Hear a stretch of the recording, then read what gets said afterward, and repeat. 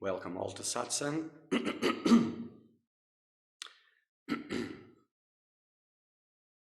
So, for those who don't know how this works, we use WhatsApp as a means of communication. So if you have any doubts that you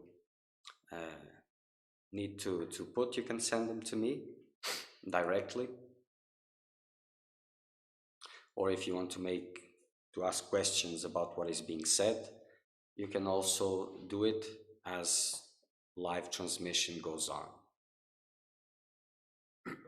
Okay, so let's make some silence first. Forget about everything else. Nothing and no one exists.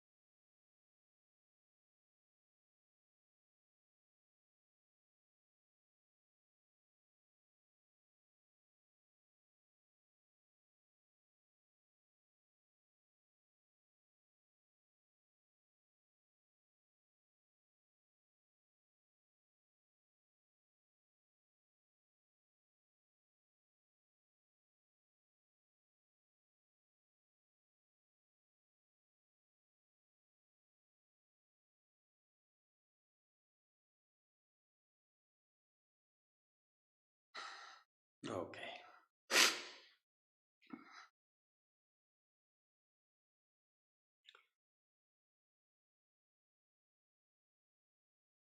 Francois, I'm going to answer your questions now. Okay, if you have more, you can send now. Go. So, Francois, these are going to be your questions.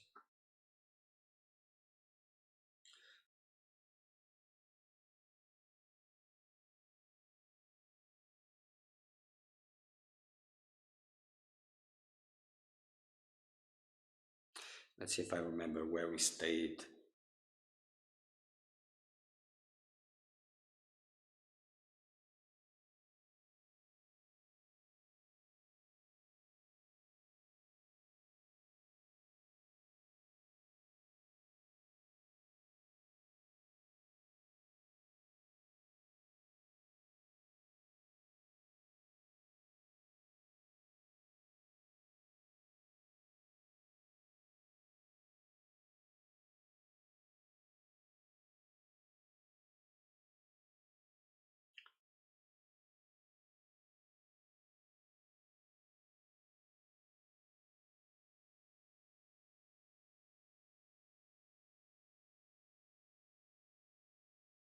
I'll pick it up from here because last time I think I answered some of these questions, others I didn't. So I'm kind of lost here, but okay. So I have just finished 1 hour meditation session without moving. You recommend extending it more and more to the point where I can bear the pain anymore? Yes, definitely. Because the pain that you are experiencing now, it's kind of a blockade from your world. It's like it's saying, don't push any further from here. And the more you entertain these pains with trying to make your posture more comfortable, the posture has to be straight, put in place, and then stop the movement. And if you stop adjusting this, or let me put some more cushions or this, you're just giving credibility to this. There will always be a limit, of course, and there are a lot of things you can do about this. Diet, for example, adequate rest, but diet, subtle food, less food, concentrate 1 hour, one time a day, for example, this will improve a lot your sitting posture. And as you continue, it has to be disciplined. So same time, same day, same number of times, same, always repeating itself. It has a lot to do with discipline, repetition, repetition, repetition. And as you go to the limit and you stay more than you think you can hold, then this limit starts moving forward, and you will see that you will be able to sit longer and longer and longer. Most of the limitations are here, but this you have to test to see. But for this practice of self-inquiry, using meditation as the base, not holding on to something but resting on, then 2 hours at least, and moving forward. But always in a steady pace. You do 2 hours. If you can do more than 2 hours, you have to be able to do it and maintain it. Changing is not good. 2 hours today, then 2 hours 10, then 1 hour and 50. This is not good. Just keep it steady.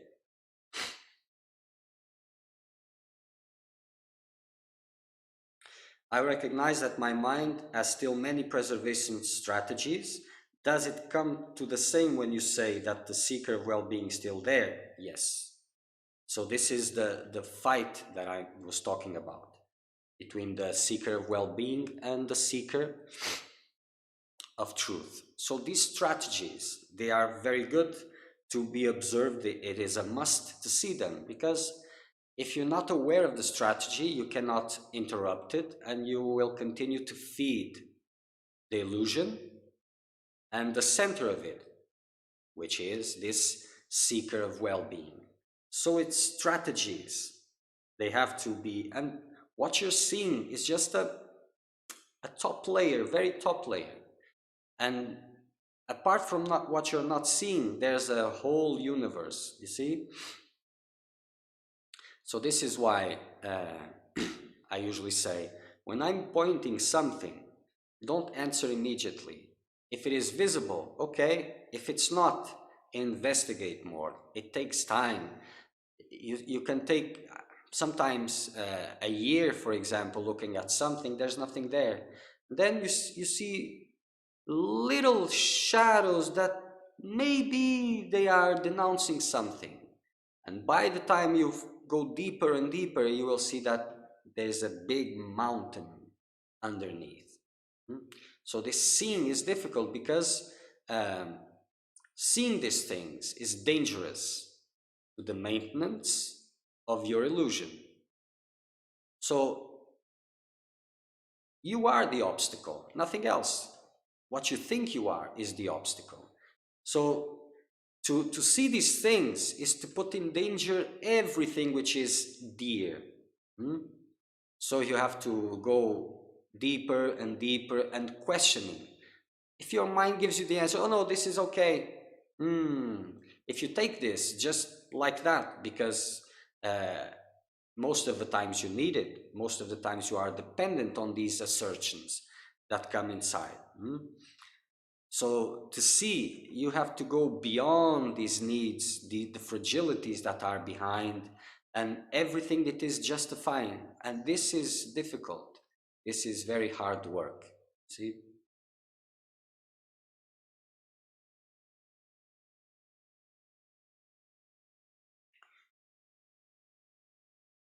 Love is there, but I direct it towards the self. I think this is about a pointing that I did. I will underline it again. Don't be too quick to dismiss it.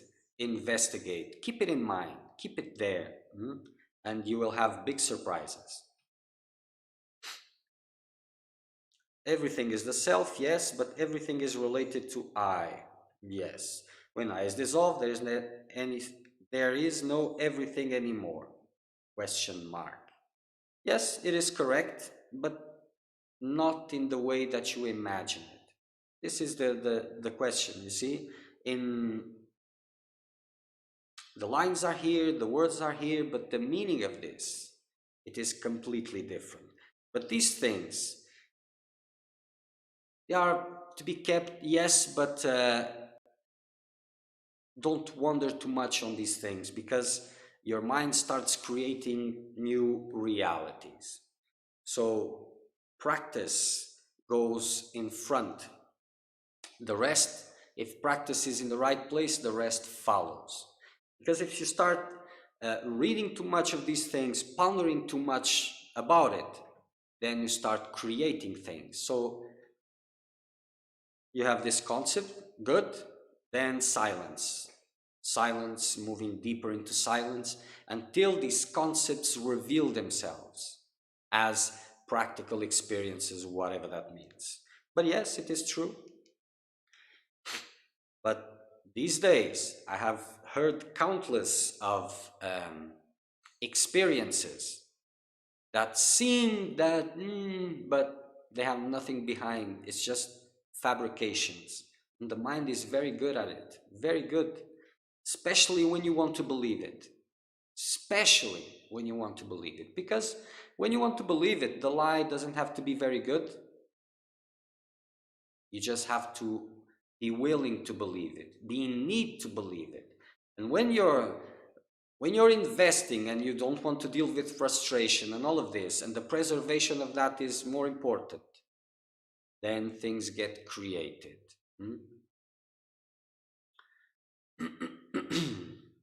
So too much wandering to these things is not good. Silence is always the best. Silence and moving deeper into silence.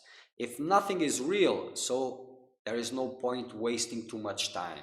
And as you cut the time, that which you are really giving importance starts coming as an anchor, trying to pull you back, pull you back. Then you know which things need to be broken. Some are easier than others because most of these anchors, they are anchors which are rooted in your suffering, in your pain, in desires. you have to live it for it to break the importance. You see, it's like fears. To conquer fear, you have to be exposed to that fear, not fighting it, being exposed to the fear without doing anything to change the situation, and living all these impressions that are arising, and not involving with them. This is how you move and you get free from fears. I direct love towards the self because it's the only thing that is true. Looking outward is perpetuating the illusion from my experience. To be a full experience, you had to already have realized the self. But if this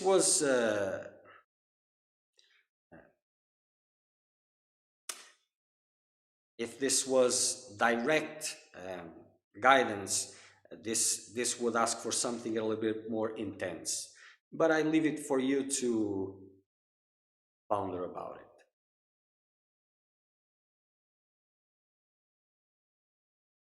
Again, it is my experience that when I dissolves, everything dissolves. It's not only a concept to me.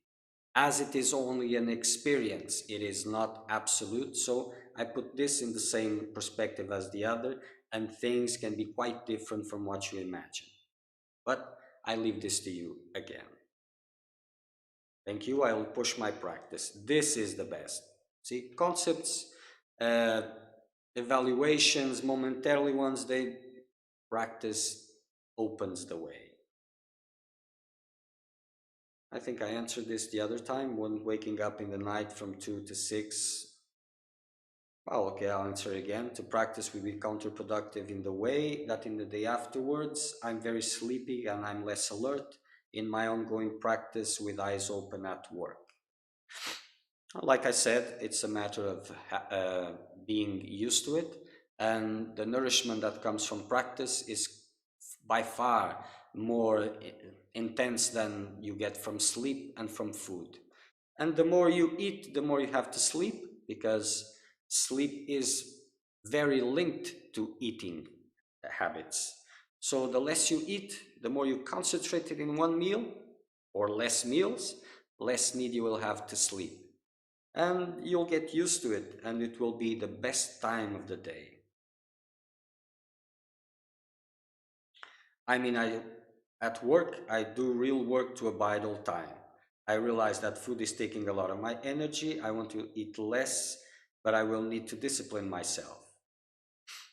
I have not been so successful in the past. Yes, I remember now. I answered these questions, and I'll move on a little bit.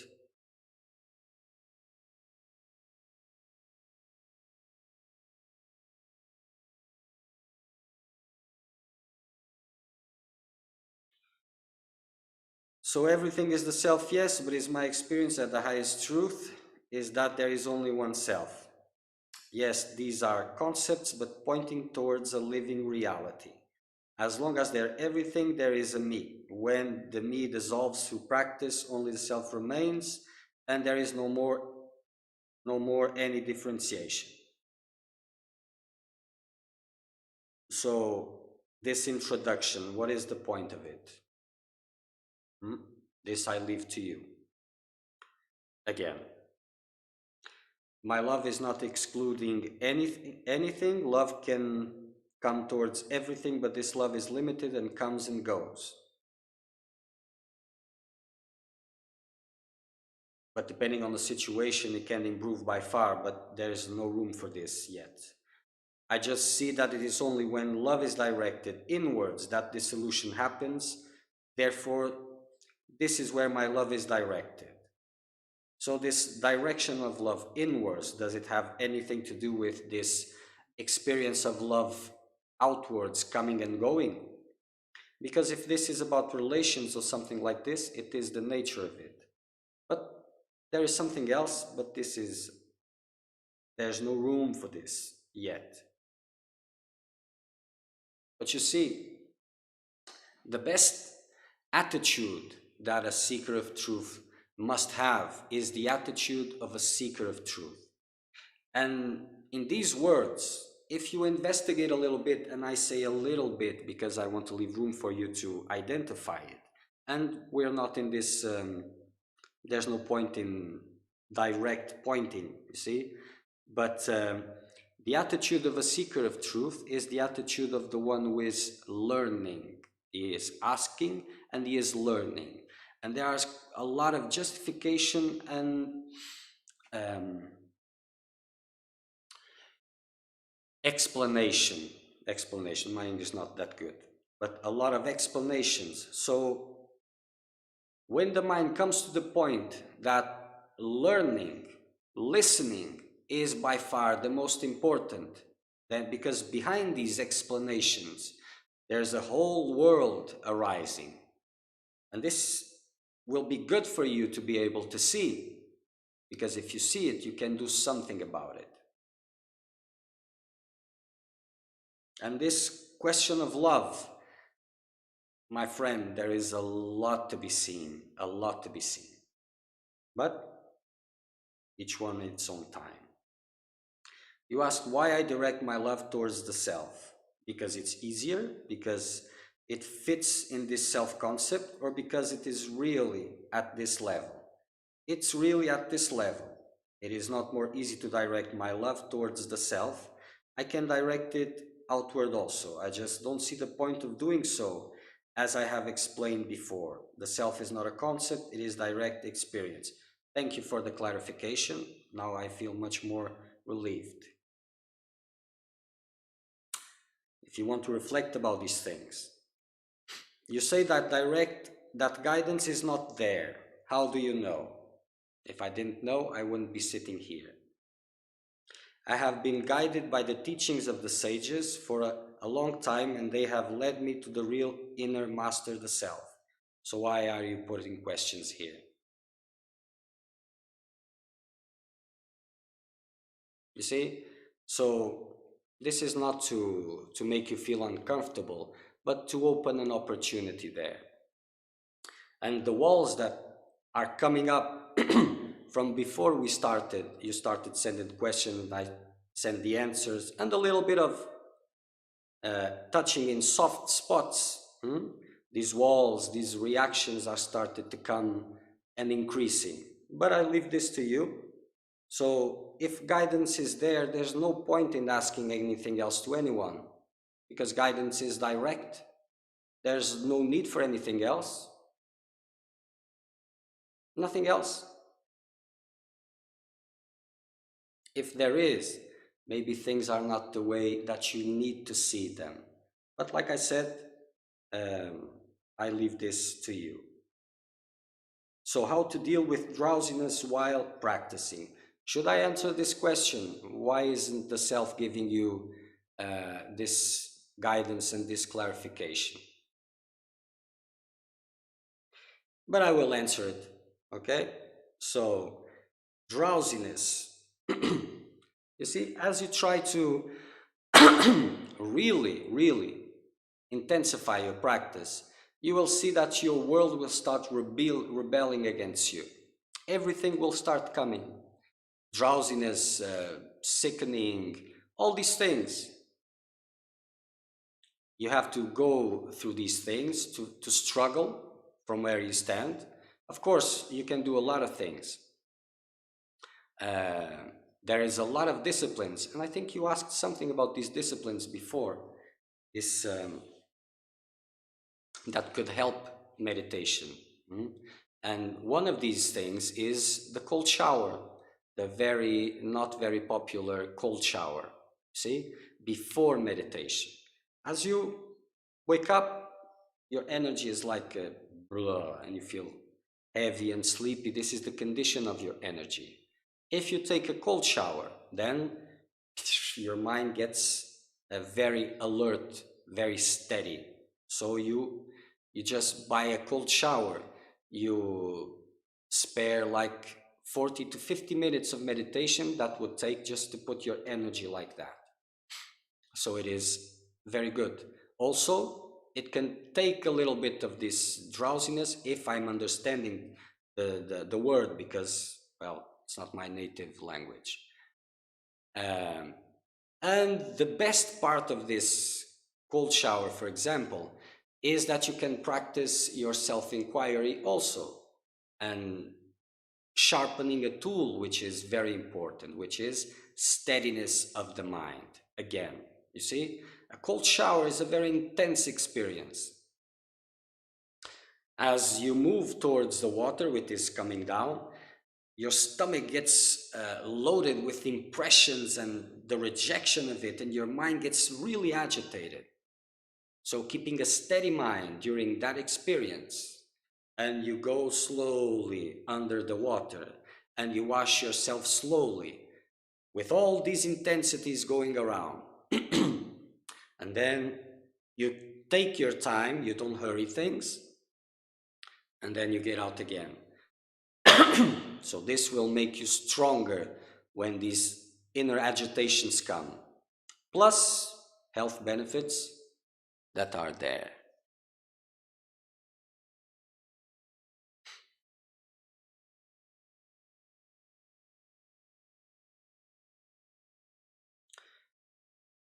So just this last question on how to deal with drowsiness. It is just a symptom like all other symptoms. I'm working on my soil. Good. Not collecting teachings. I only want to use all the tools that can help me to empty the cup. I have already reduced my amount of food and need less sleep and use that time to practice. Good, because it doesn't matter in how deluded you are. It doesn't matter if practice is there, because practice eventually opens the path, opens the walls, or show you alternatives to help you break them. You see, this is a fight, not of you against outer stimulations or against inner stimulations or against beliefs. Eventually is a fight of you with yourself. The things you want to see, and the will, the sincerity that you want to see, versus not willing to see, not wanting to see. And in the majority of that, this is the biggest portion. So as practice is there and it is intensifying, it will bring what is needed. But I can tell you that do what you want with it, but I can tell you that there are things that they have become so important to you that you're not being able to move beyond it. This is an obstacle.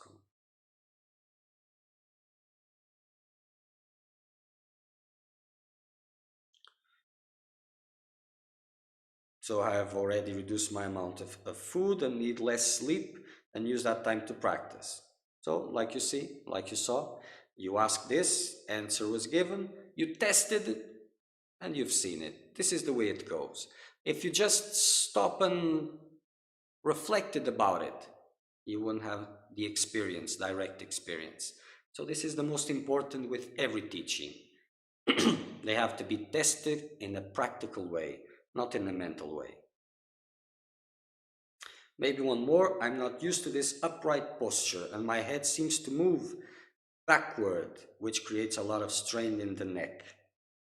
Anything about that? Well, you see, it is reflecting, how do you say this, psychological characteristics, and you have to correct this. You see, keep the mind here, parallel to the ground, or a little bit lower in that case. It will help psychologically, and it will take this strain. So the first thing, you may be able to sit in silence and be in that silence, in that presence for longer periods. But eventually, all these agitations, noise, pollutions from the physical body and etc., they will come, they will manifest. So this sitting the body and making it still, it is important, and it is the first one. that needs to be put in place. Then as it is put in place, it will stay. Then you don't have to waste any time with this or attention. You just sit and it takes that position, sits quiet, and you just move on. Move on backwards.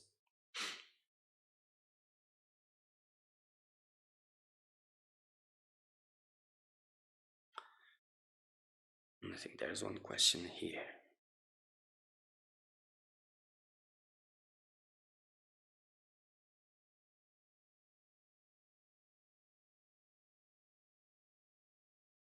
Okay, when the things is not going according to your way, what should we do? How to control anger?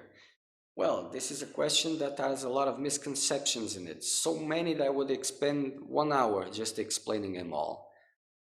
Things don't go according to your way. They go according to their own way.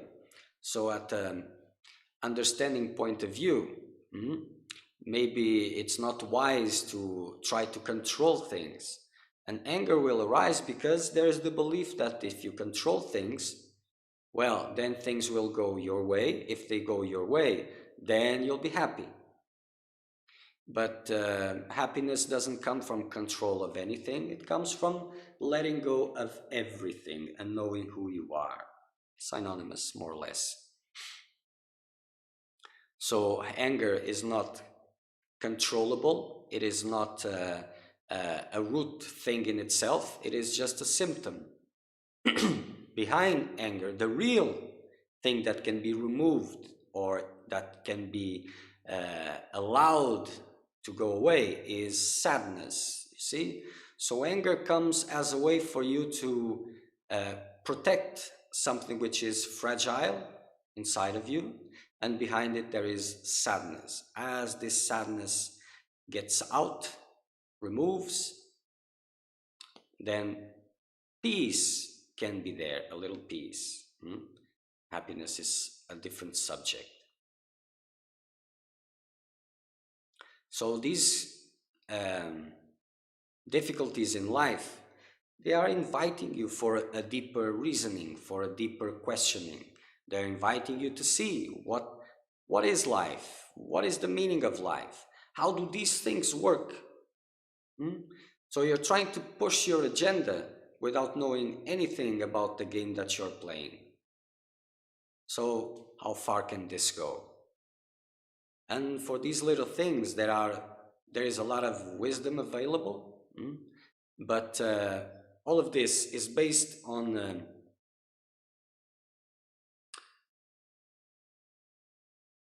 unreal ideas about life and about the purpose of life and all of this. So all these delusions, they create suffering. It is their nature.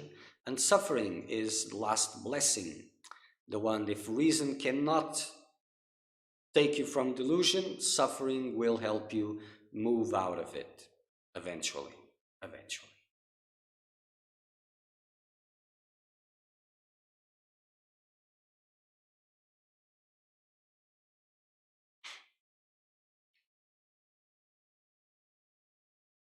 Well, there's someone here saying that cannot hear my voice. Well, we have no information here that there's a problem. Here. But if anyone else can give us this feedback, we'll appreciate it. Are you hearing?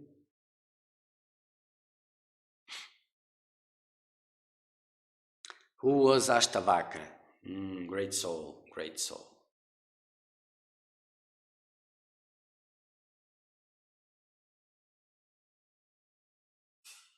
He is bliss personified.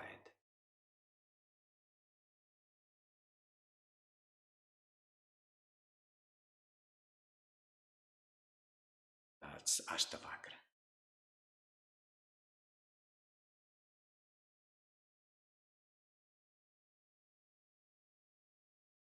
Pure bliss.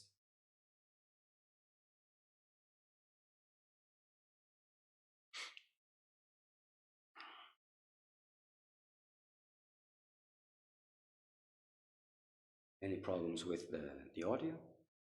No? Okay, my friend, it seems that the problem is from your computer, because from here the audio is going through.